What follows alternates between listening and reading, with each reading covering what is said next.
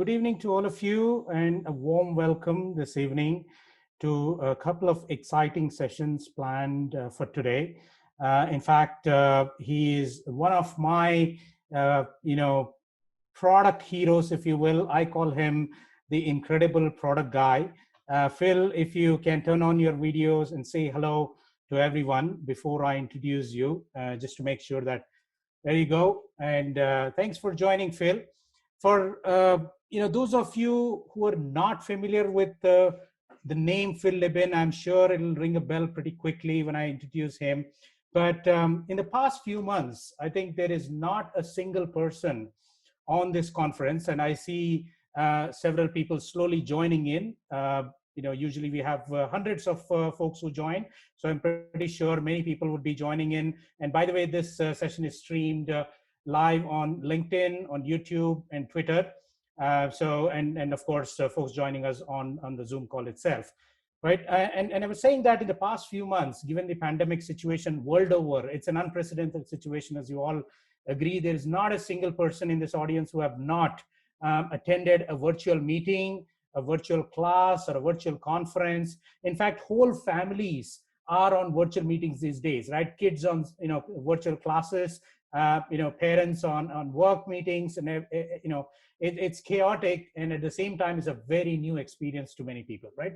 And at work, many people are realizing that this is a new norm now, and so team leaders, organization leaders are scrambling to put together new ways of managing teams, new ways of measuring outcomes, new ways of monitoring productivity, and all of these things. So it is a perfect time that we hear from one of the product leaders in the world, Phil Libin, on this particular topic, right? The new definition of leadership in the virtual work environments, right? And Phil is currently the CEO of All Turtles. All Turtles is a very interesting mission-driven AI product studio, right? And also a very interesting and new exciting app.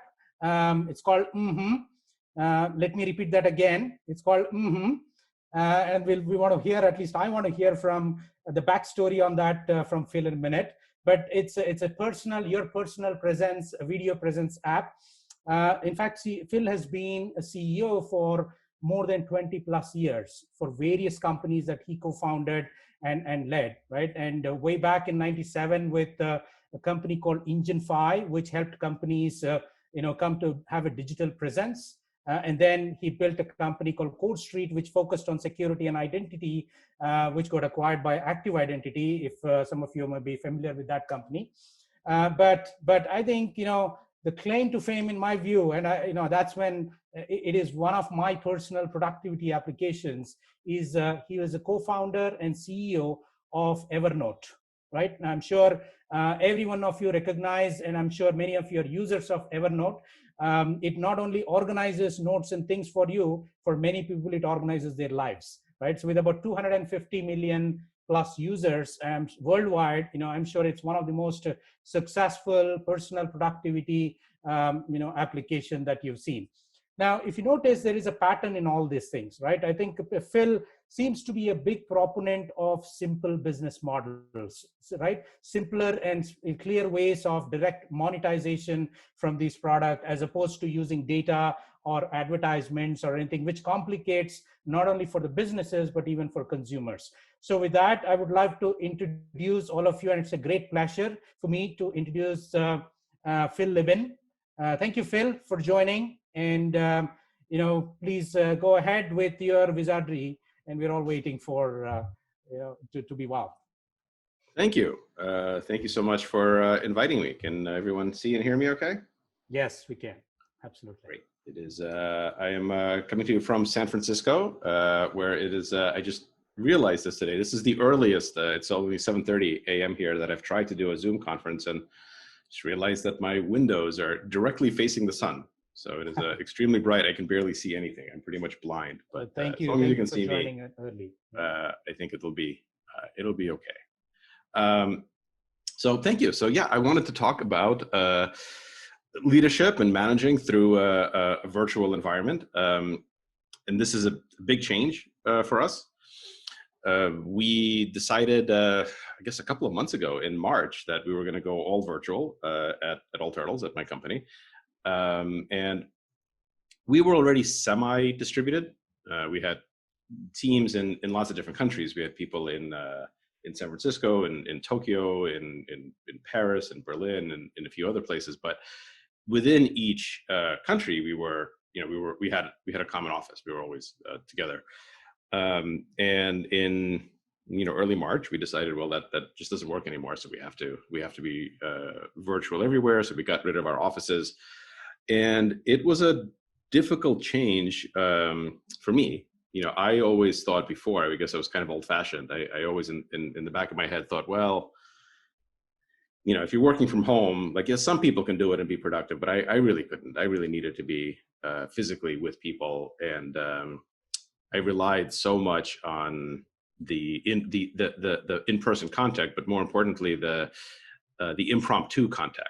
So many of the most important decisions were made by going for a walk to get some coffee with someone, or passing someone in the hallway. Also, that's how I would know who's doing well and who isn't. Almost all of my communication was verbal and in person, almost all the important ones. And so it was a big change. But we went through it, I think, relatively successfully. But what I really realized is that the change isn't so much going from physical to virtual. That's a big part of it. But as I started talking to other startups, other companies, companies in my portfolio, my investments, the other companies I'm helping with, everyone was going through the same problem. And I realized it wasn't so much about just the change of being online or virtual. It was really, what is leadership through through crisis, through a period of rapid change of any kind. When the world changes really quickly, when the world changes all of a sudden, when there's a high degree of uncertainty, how do you keep a team motivated? How do you manage? And what we've definitely seen in the past few months is that the biggest sustained change and uncertainty and fear that that I've seen in my life. I managed at the beginning of the COVID pandemic and the quarantine. I was telling people, look, to be, it's going to be okay. Everything is going to, we're going to get through everything. And I would tell people, look, this is my third crisis that I was leading a company through. I had I had a startup at 9/11. So I remember kind of that. And then at Evernote, at the beginning of Evernote, we were trying to raise money and get everything started right at the financial crisis in 2008, at kind of the height of it. So I'm like, okay, I remember what those feel like. And this is kind of the third one. And there were some lessons that we learned from it, but it was also different. This one felt bigger and longer lasting. And so I started to talk with, every other CEO I knew, every other investor, every other portfolio company, and we came up with some guidelines of what I think is happening, and how I think companies and teams can deal with it. So what I want to share with you is the framework that we put in place for leading through virtual change and leading through really any kind of a crisis change. So I think there's basically three phases that we go through. Three phases that the economy goes through whenever there's anything really big, sharp like this happens, like the COVID pandemic. And I think every company, and I walked through all of my companies this way, we said, okay, we need a plan for each of the three phases. We need to figure out what our strategy is. And the first phase, kind of phase one, is called the panic. So phase one is right in the beginning, and it's it's the first few days or the first few weeks of any kind of a sharp change, when everyone's just panicking, or if not panicking, they're at least highly uncertain. They don't know exactly what's going on. They don't know how the world is about to change. There's just a high degree of chaos. Some people are still in denial. Other people may not be, but you once you kind of know to look for this, that, oh, you're in this phase one, you're in this panic phase, you can see it, on TV, you can see it in the world. And so what should you do? How should you manage? How should you lead a team through panic, through phase one? panic.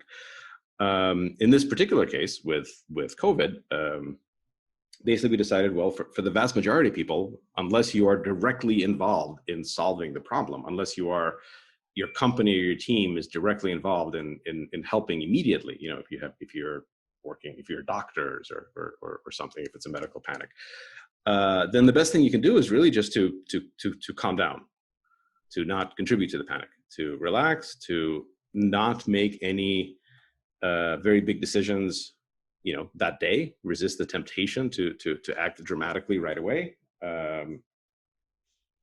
other than on things that actually affect your safety or your team safety immediately. And take the time to, first of all, just breathe and relax. Second of all, make sure everyone's okay.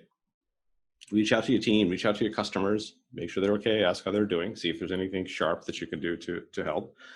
And then spend the time figuring out, okay, how are we going to work in this? How are we going to work in this new environment? What is the triage for the next couple of weeks of where are we going to be working from? How are we going to communicate? What are the kind of the new processes? And understand that you're only making plans for a few weeks, because usually this phase one panic, this chaos, only lasts for a few days or a few weeks. So for I think I walked about 30 different companies through this plan, and for almost all of them, the phase one strategy was the same, which is just try not to do too much. Just try to make sure everyone is okay. Try to talk, try to communicate, and try to figure out how you're gonna work together. And then have criteria for how are you going to know when you're out of this phase. Like what are you going to look for to suggest that you're not in this panic phase anymore, or the world isn't in this panic phase anymore. There's a bunch of different criteria. I think if something is going on at a global level, stock market performance is okay. We basically said, I want to see 2 consecutive days where the market moves no more than 1% per day. So just 2 consecutive days of less than 1% up or down, in a given day. And then that's like a decent indication that, okay, maybe things aren't like completely crazy. Because in the beginning, it was going completely crazy. So about 3 weeks later, we got out of the panic. And the next phase is always, phase 2 is the tunnel. So the tunnel is the phase that the world is in right now. And this could be pretty long. This could be many months. It could be, several years. The tunnel is the phase where, okay, we're living with the problem. We're dealing with the crisis. It's no longer surprising. It's no longer a sharp thing. Hopefully people have kind of figured some stuff out, but the world is different and we're living through it. And priorities are going to change radically. Some things are going to become much more important. Some things are going to become much less important. But while the problem persists in the world that necessitated the change, the move to virtual or whatever the change is going to be, we're in this tunnel phase. And you need to make a plan for every company. So for all 30 or so companies, we went through it and we said, okay, what is our plan for the tunnel? We said, assume that it's going to be 12 to 18 months. What are we going to do? And at the end of that, phase 3 is the recovery. That's when the conditions that led to the problem are resolved, they go away, and things are all starting to come back correctly. And so let's have a plan for the recovery, right? So 3 phases.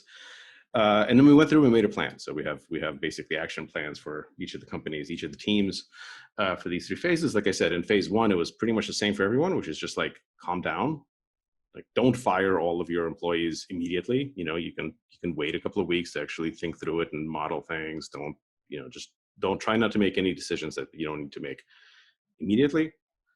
And then phase 3, I'm kind of skipping ahead, is also pretty easy. So phase 3, the plan is pretty easy. You ask, okay, the product or service that I'm making, is the world going to need it more or less during the recovery when everything is back to normal? Is my product or service going to become more important or less important than it was in the past? And if the answer is more important, then okay, great. All you need to do is come up with a plan for phase 3 for how you're going to make more of that thing. And if the answer is less important, great. Then you've got 12 to 18 months to stop doing it and do something else, because there's like no point in working towards a future where you've already identified that what you make is going to be less interesting, less important. So, for phase 3, it's like, well, if the world is going to need you more than it did before, then then you're in good shape. And if it's going to need you less than it needed before, then you shouldn't be doing the same thing. No one's forcing you to do something that you think the world's going to need less of. And so that's how you think about the real work, right? Is the phase 2 work, which is what do you do? What do you do now? What do you do over the next? What do you do in the next few months? And that depended a lot on our companies, and we're going to spend time going into it in detail. But that depended a lot on whether or not the product was sharply useful for right now. And if it was, then we would come up with a plan for how to make more of it. But if it wasn't, and we thought that in phase 3 it would be useful, then it was really just about how do we secure enough capital to make sure that we could just go heads down, just build, don't try to sell anything. And sometimes that's possible, and sometimes it wasn't. And if the product seemed less interesting in phase 3, then the plan for this was, how do you shut down? How do you change? How do you do something else? So we went through that exercise, and I tweeted something about this right at the beginning, which I was asked to speak at, which is the only reason I have the slide. But a few people have asked me to comment specifically on this tweet. Basically, I said this thing. I said, when the economy is strong, it's a good time to sell things. When the economy is weak, it's a good time to build things. I also like just animating my tweets like this. And I really believe this. I think this is the case, right? I think this is when things are going good, people are looking to buy, people are looking to sell. It's a good time to make money. And when things are bad, it's really a good time to make things. It's really a good time to build. You just have to build the right stuff, right? You just have to build the things that are important for the world as it is right now, which in our case means very much for the hybrid world, for the digital world, right? So what are the trends? What are the things that are changing now? And the first one is the main one. The topic of this conversation is, in the future, going forward, everything is hybrid. Like this is the biggest change in the world. Everything is going to be hybrid. Hybrid across 2 dimensions. Hybrid across in-person and online, and hybrid across live and pre-recorded. So there's never going to be a 50-person business meeting again where all of those people are in the same room. There's always going to be some people in the room and some people online. This is going to be true of almost every industry. It's going to be true of design, of engineering, of sales. It's going to be true of events. It's going to be true of medicine. Almost everything. Certainly education. Almost everything's going to be hybrid, a combination forever between physical and online, and also hybrid between live and pre-recorded. Right? Not everything is just going to be live real time. There's going to be a lot more stuff that's asynchronous. Everything is hybrid, is the main trend. And the way that we try to focus our teams is to say, okay, make new experiences in this hybrid world that are better than the experiences in the old world ever used to be. Right? And we call this concept IRL plus, or in real life plus. The idea is we want to design things, we want to make things for the current world that are better than they used to be in the past world. Not almost as good, better. So an example of this is, Zoom, right? Or events. A lot of people are spending a lot of time now thinking, man, how do we make events almost as good as they used to be? We used to be able to do events live and everyone was there in person, but now we have to do it on video and it's not as good, but how do we make them almost as good? Or, meetings are like, they're not as good. How do we make it almost as good? Or restaurants. Well, people can't come to my restaurant anymore, but, maybe I can do at-home delivery and it's not quite as good as a restaurant, but how do I make it almost as good? This approach is doomed to failure. This is a very understandable short-term approach, but this isn't going to result in anything good down the road.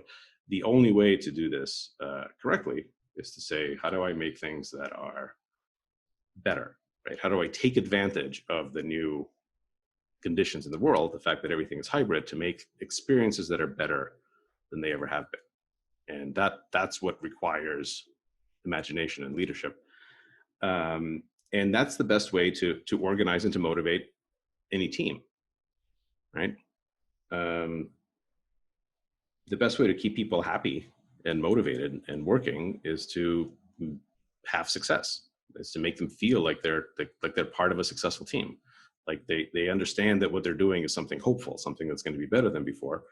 If you can do that and you can have, visible signs of progress and success, then it's actually pretty straightforward to keep everyone motivated and to keep everyone communicating and to keep everyone on the same page. People will just naturally do it. And if you don't, if people feel like they're not working on something that's making progress, that's having success, then you can spend a huge amount of time on culture, on tools, figuring out, okay, we're going to have, 2 weekly stand-up meetings and all hands, and we have to use, this tool and that tool, and we're going to do Slack, and we're going to do this other stuff. None of that stuff's going to matter if you're not succeeding.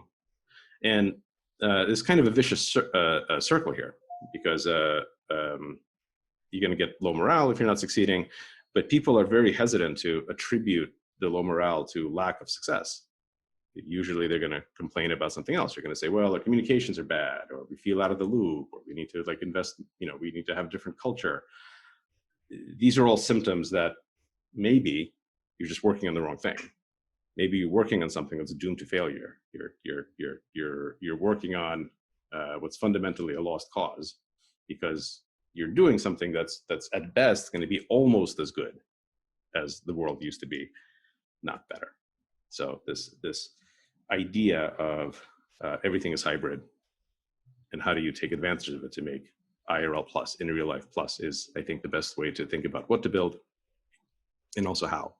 A great success story here, a great example of IRL plus is, especially in the conference space, something that we're doing here, is the last WWDC, the last Apple event a few weeks ago. Apple does the big developers conference, WWDC, and it's always a giant in-person thing. And I used to go every year. Now I go, I pretty much go every year, because it's in San Francisco. That's where I am. So it's easy, but everyone comes in and it's a big party and you sit and it's great. It's always been a good event. And of course, this year they just had it, and then they couldn't do it. They couldn't do it live. And so it was virtual. And it was the best WWDC ever. As an audience member, it was better than they ever had before. It was more interesting. It was more fun. It was more informative. It was just better. It was more useful. Now they spent, I don't know how much they spent making it. They spent, probably tens of millions of dollars. It's Apple. But they managed to make an experience that was this hybrid experience. Some of it was live. Some of it was pre-recorded and interactive. All of it was, was online. They made this hybrid experience for WWDC, which was the best WWDC they ever had. Not like the best event in 2020, which is a very low bar, the best event they've ever had, better than last year. Which is kind of amazing when you think about it. And it also means that, next year, let's say, hopefully this pandemic is over, and hopefully by next year, WWDC comes along, we can have people in person. They're not going to go back to making it worse, right? They're not going to have WWDC 2021 be worse than WWDC 2020. They have to keep moving forward. They have to keep making it better, right? So they're going to have to keep figuring out this IRL plus concept. And I think this is just an important mental shift. Many teams right now are thinking about, how do we live in this virtual world? How do we deal with all of these issues? And how do we get by?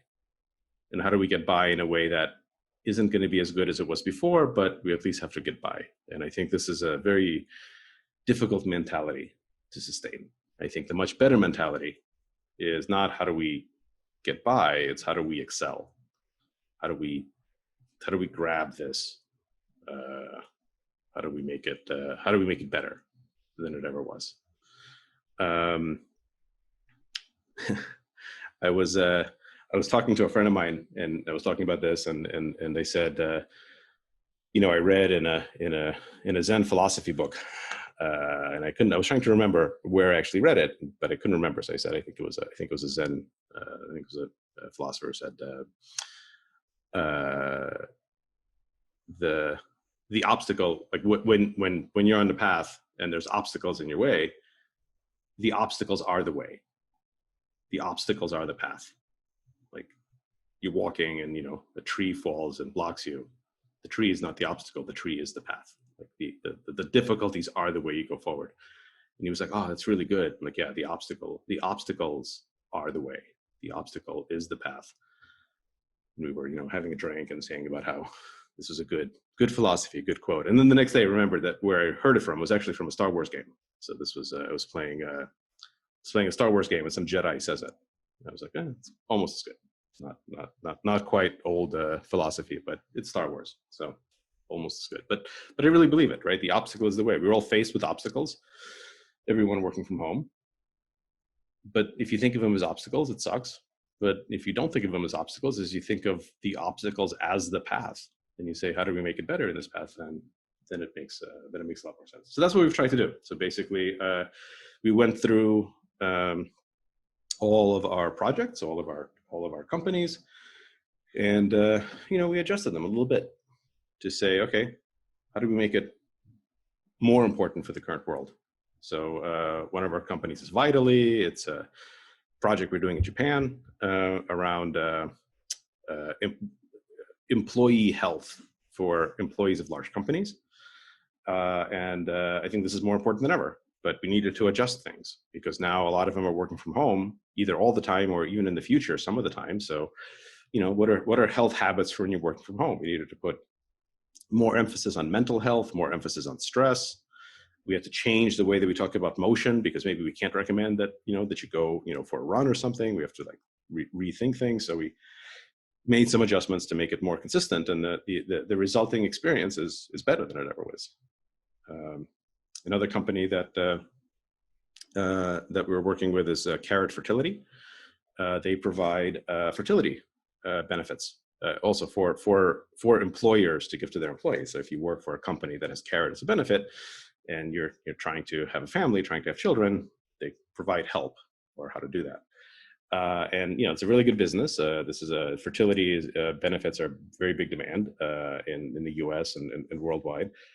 But during the current during the current pandemic, the challenge they had was, fertility was still very important, but it became less of a priority over the next few months because a lot of fertility clinics and centers, people wanted to avoid them. Some of them were even closed because of of COVID and other medical conditions that were happening. So it just became long-term vitally important, in fact more important than ever, but short-term, medium-term, it was a lower priority. And one of the things that Carrot does is they had they help you through fertility journey. So if you're undergoing any kind of fertility treatment, they guide you, they kind of coaches, and that stuff became less urgent because a lot of people were delaying that for a few months or for a year during this crisis. But they realized that, okay, well, maybe the fertility stuff has become a little bit less urgent immediately, more urgent in the long term, but maybe a little bit less now. But what's even more urgent is pregnancy. So before, they didn't do anything with pregnancy. Once you were pregnant, that we were kind of on the health insurance, it was a different system. They realized that a lot of big companies have employees who are pregnant.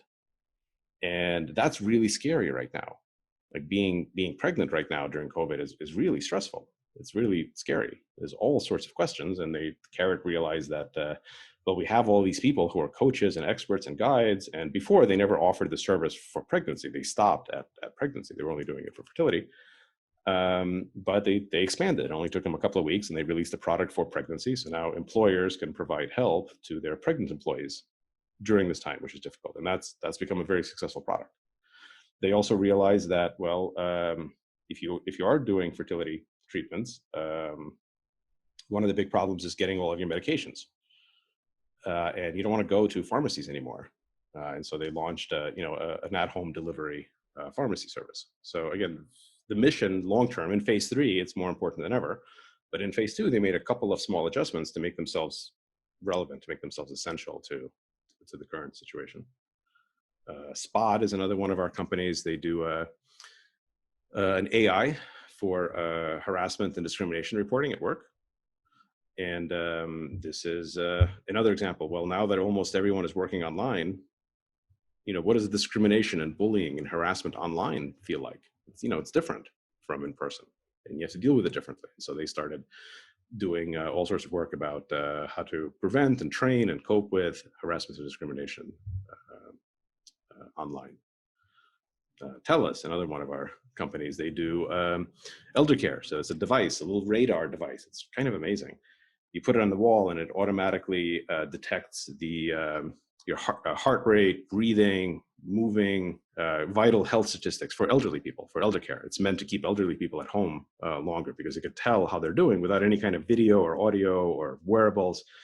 This is, of course, a huge need, especially right now, but always a huge need. But they added cough detection to their algorithm, so they were actually able to detect not only like how well are you sleeping, how well you're moving, but they can tell like are you coughing, are you having problems breathing, and that became very relevant. And now they're getting installed in elder care facilities and nursing homes. And of course, the new thing we're doing is what I'm using here, which is mmhmm, which just launched closed beta a couple of days ago. But this is an entirely new. Like we only started thinking about this and working on this after lockdown, just a few weeks ago, where we realized, okay, well, video meetings and video presentations are kind of boring and ineffective. So how do we make it better? So we made a new company to do it. So that's basically the idea. I gathered all of my teams together. At the beginning of this change, and we talked. And one of the things that I felt, I remember in the first few weeks of this change, was it felt weird to me because I realized that I was non-essential, right? In the sense that people were using the word essential and non-essential. I was a non-essential worker. Like no one needed me to do anything. Right. It turned out that the essential workers were the healthcare people and the people who delivered, groceries and cleaned the streets, and like the rest of us were unessential. And that was a weird feeling for me, being unessential. I never thought of myself as unessential. Right. I always thought of myself as like vaguely important. I'm not sure how exactly, but it was my image of myself. And all of a sudden I realized, man, I am unessential. Best thing I can do is just stay out of stay at home and stay out of the way of the people that are doing, the essential work. And most of my friends are unessential, and most of my coworkers are unessential, and it's a weird feeling. And so when we got everyone together, I said, well, we were all unessential. We're not essential to dealing in the short term with the crisis. So how do we become essential to the recovery? How do we become the new essential? How do we become essential if we're not essential to the immediate handling of the problem? How do we become essential in gluing the world back together? How do we make the products that will be the new essential to make the new world that comes out of this better than the old world used to be? And so we have this new essential theme, this new essential mantra: make yourselves, make your teams essential going forward by making the right thing. And that's worked well. And that I think is the kind of message that we were able to get quite a lot of people moving in different directions, and hopefully have a positive impact in a few different projects. So that's how I'm thinking about that. But happy to kind of make the rest of this interactive, take questions, all of that. Well, Phil, I think there were some of those very profound observations, insights, and guides. You almost sounded like Obi-Wan there for a minute. But I think the framework that we have outlined, the guidelines that you said in terms of, the panic phase, again, going back to saying, don't panic, going to Hitchhiker's Guide, don't panic, just exactly. Don't panic. Stuff, yeah. Don't panic. The second one and the third one are a little bit interesting on the tunnel phase and the recovery.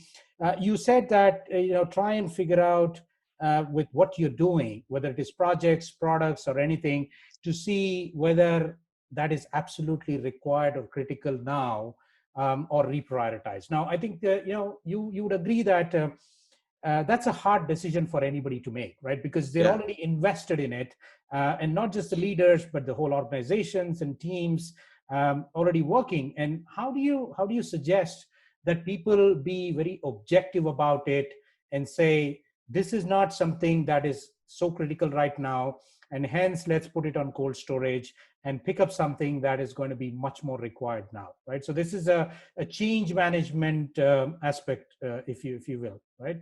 So Yeah. are there any suggestions to people here? Yeah, I think so. I was born in Russia, and you used to be the Soviet Union a very long time ago,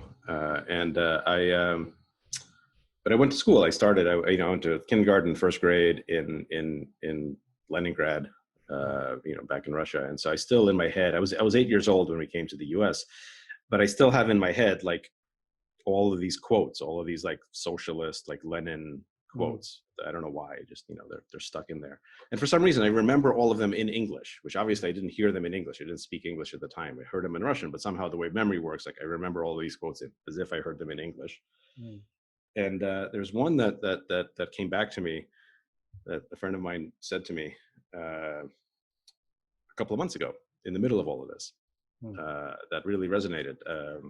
I think Lenin said something like, sometimes decades go by and not much happens.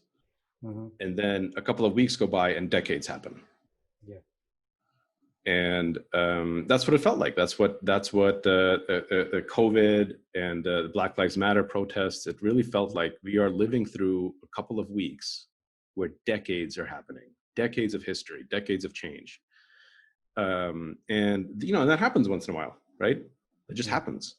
Not often, but it happens. And when it happens, you have to think about plans like as if decades really had gone by. So when I look at, like, when I hear pitches, I still do a little bit of investing, right? And so people pitch me now, and when I hear a startup pitch now, and like, it's obvious that they haven't changed it in a few months. Like, it's the same pitch they would have given me in January or in February. It literally feels like I'm hearing a pitch that was created 30 years ago. I'm like, well, don't you know that decades have gone by since you gave me this pitch?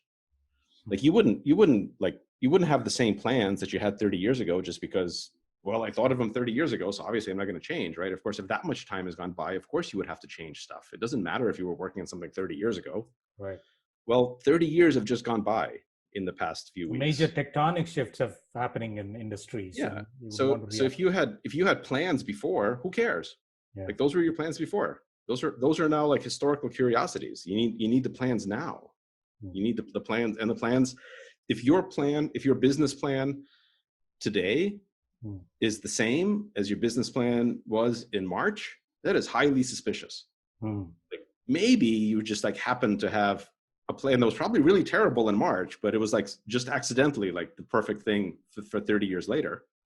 But more than likely, like, if you had a plan in March and it still hasn't changed very much, like, that's pretty suspicious. So yeah, I mean, you just, like, the way that I advise people to do this is, like, I know it's easy to get attached to your own feelings and your own plans, but okay, well, pretend that 3 months ago was actually 30 years ago, and update your plans accordingly.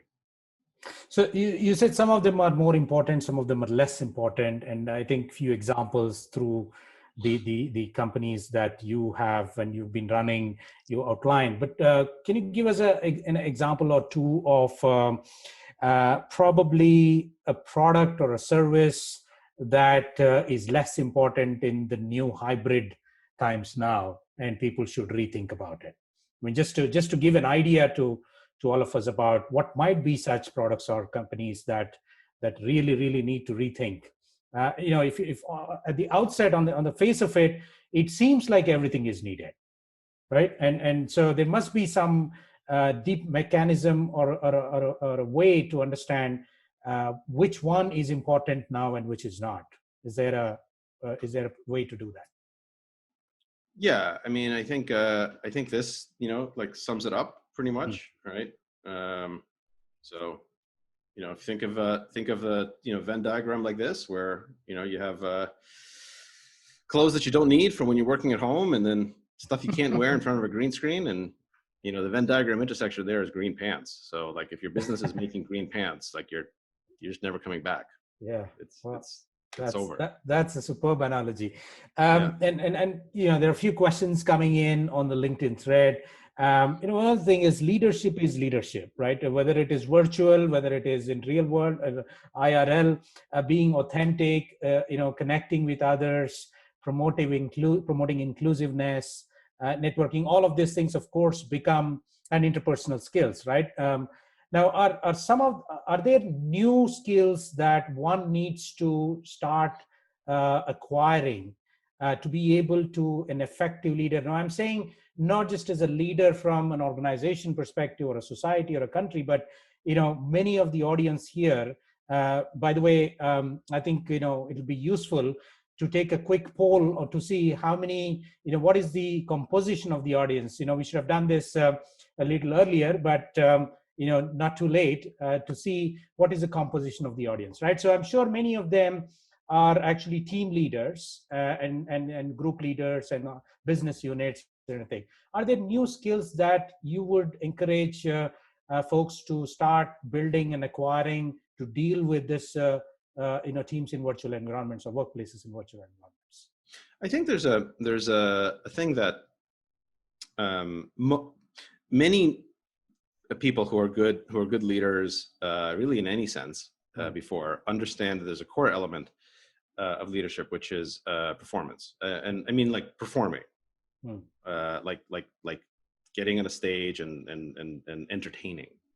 Right, and inspiring. And there's very much like leadership has a very strong component of performance and performing art of storytelling, as you say. In storytelling, yeah, and being charismatic and holding people together, and everyone like innately understands this, right? Like if you think about like the best teachers you had, in school, like they're obviously knew that teaching is performing.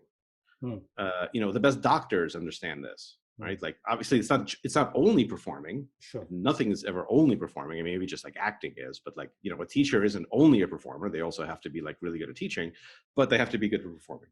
A doctor obviously isn't only a performer; also has to be good at medicine. But the performance matters a huge amount in how the patients perceive it, how effective it is. This is just true of everything, right? This is true of sales. This is true of everything. So it's performance. It's how you lead a meeting. It's how you talk, and being on video screws all of it. Being on video throws everything that we inherently know about how to perform, and it throws into the garbage. And it's all different. And so we need to reinvent a way to perform, a way to be entertaining when you're a little head in a box on Zoom. This is obviously the motivation for the work that we're doing with mmhmm. But it's because this is such a missing element, that we, the medium of the way that all of us interact changed, and it became more boring and more tiring and less effective because we all lost all of our tricks, all of our like little performance things that we do. Many people without thinking about it, some people with thinking about it. So I think it's like, as a good start, like, yeah, if you're leading a team, if you're trying to sell anything, you just got to think through, okay, how do I get that entertainment portion back? How do I become engaging and entertaining in this new medium? And no one's figured out exactly, although we're starting. That's going to be a very critical skill, because you no longer can perform or impress people in a physical context. It's as you said, is a hybrid now. Yeah, and it's the first step of like with everything, the first step with this is just understand that you need to do it.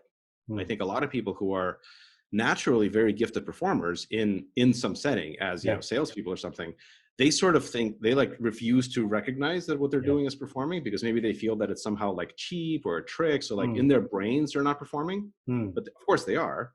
And those people are going to have the hardest time making the adjustment to a hybrid world, because if they're not aware that this is now something that they used to do, but now they're not doing it anymore, it's going to be miserable. So I think the first step is just like admit that your job is to entertain people, and that you're not doing it if you're being boring on video, and figure out a way to be less boring, and you start getting some of that performance back. So essentially, adopting a completely different mindset, acknowledging the reality, changing the mindset to say that this is now how it is going to be. And so now how can I reconfigure, the thing that I do every day, and find a new way to do it, better than, as you said, not just as good, but better than Better what than. you've been doing, Yeah, right? the And obstacle is the path. Like, mm, oh, the obstacle is we're all in a little box in gallery view on Zoom. mhm, That's not an obstacle, that's the path. Like make that funny, do something with it. Like mm. that is the path. And Make it, yeah, yeah, sorry, go ahead. Finish it up. please. While many companies might be looking at this as an opportunity and reprioritizing things, as you said, what is the most important thing right now going forward? Let's put other things back. Do you see, and this is a question from Saurav from the audience, do you see and you being investor in many companies, do you see the investment communities and funding and investments moving in that direction already, or you think that they're going to follow the entrepreneurs or the product leaders starting that drive? Raising money in this environment is so. I had this realization a few months ago, before lockdown and everything. I just had a moment of self-reflection, and I realized that the thing I hate more than anything about like running companies, like the thing that I hate more than anything is raising money. I hate raising money. I just don't like it. I just find it like not fun. I just don't like doing it. I don't like how it feels. And even though I hate raising money, I've been raising money for something every single year without any interruption for 27 years. Wow. So for the past 27 years, I've never had a year off. I've always been raising money for 27 for something, for usually more than one thing, in any given year. And I was like, man, what series of poor life choices have I made where like the thing that I like doing the least is like I've actually been doing straight for 27 years. I'm going to be 50 in 2 years. I'm 48 now. So I decided for my 50th birthday, my dream is to spend a year. When I'm 50, I just want to have 1 year where I'm like, I'm not raising any money for anything, just for a year. That's my hope. So we'll see. And so raising money has always been, it's always weird and different. And I think right now it's really strange. Some things are very hard to raise money for and they take a very long time. But other things go really fast. So everyone says that right now is the most difficult time in the history of the universe to raise money for startups. And it's probably true. We've had, since the COVID lockdown started, at All Turtles, we've had 8 of our projects attempt to raise money. Since the lockdown started. 8 have tried and 8 have succeeded. So yeah, it's the hardest time in the history of the universe to raise money, but so far we're having 100% success rate. But it's also because we're doing things that are obviously like necessary for the world and can adjust for it. So, it's possible. And in fact, like there's plenty of existence proof. I see many deals getting done. But yeah, if your pitch is obviously like an old world pitch, if you're making green pants, like we made an emoji in Slack, we made a little green pants emoji, and like this in our company, the green pants emoji just means like something that is just like ridiculously is no need for anymore. So like if something gets labeled with a green pants emoji, it's like, yeah, this is at the very intersection of useless and unnecessary in the new world. Maybe 6 months ago, green pants were an important product. Right. Awesome. I'm still wanting to hear the backstory on the name of your. Did you come up with that when you're eating food or? Yeah, exactly. That's the joke, right? Is it's important to have a name you can say while eating. Yeah. Okay. We have many jokey answers to that. So I like palindromes. It's the same forward and backward. So I like palindromic names. So in general, I have this philosophy, which is, if you imagine like people's reaction to you, to your company, to your product, to your company name, to kind of anything, right? You just sort of imagine like the market response, right? And you have a spectrum between, love and hate. And it's useful. I think a lot of people like think of it as kind of like this, right? Let me get out of the way a little bit. Is spectrum between love and hate, right? Easy. But actually, it's much more useful to think of this as a horseshoe instead of a line, where love and hate are actually not that far from each other. And because both of them mean that you've made someone care enough, be interested enough to have like an emotional response. And that's the basis for a connection and a conversation. So if you release a product and some people hate it, well, okay, that's not bad. Like, why do they hate it? Like, something is triggering an emotional response, and so they care. Yeah. And often it's actually pretty easy to get people to jump over that gap, because hate and love aren't that far apart from each other. And so very often, once you've sort of made the emotional connection, you can work with people, you can get them to come over to the love side. I mean, it also works the other way. So that's why you should never take like your fans for granted. So if you have people who like love your product, they can also go the other way. They can go from love to hate. So if you start, mistreating them or something, they're going to be like your worst enemies. The opposite of love is not hate. The opposite of love and hate both is indifference, right? Like, the opposite is people just don't care. You just haven't connected at all. And so for anything in life, when I think about, names or anything, like, I want to be here. Like, these are my friends. These are my people. Like, I want to be down here. And I want to minimize the amount of time that I'm like wasting up here. Right. I don't want to be in this like weird, indifferent, boring, zone. I want to be here. And, if like sometimes people have a negative reaction, that's okay. We can like explain things. We can like nudge them over this way. Like, this is where I want to spend my time, because this is what's interesting. Up here is boring.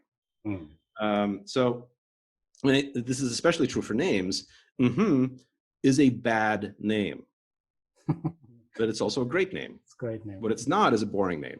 Yeah. What it's not is indifferent. It gets people talking, at least. Yeah, and I'm okay with that. Yeah. The reason we picked it specifically is because the product is for performing. We call it for micro performances.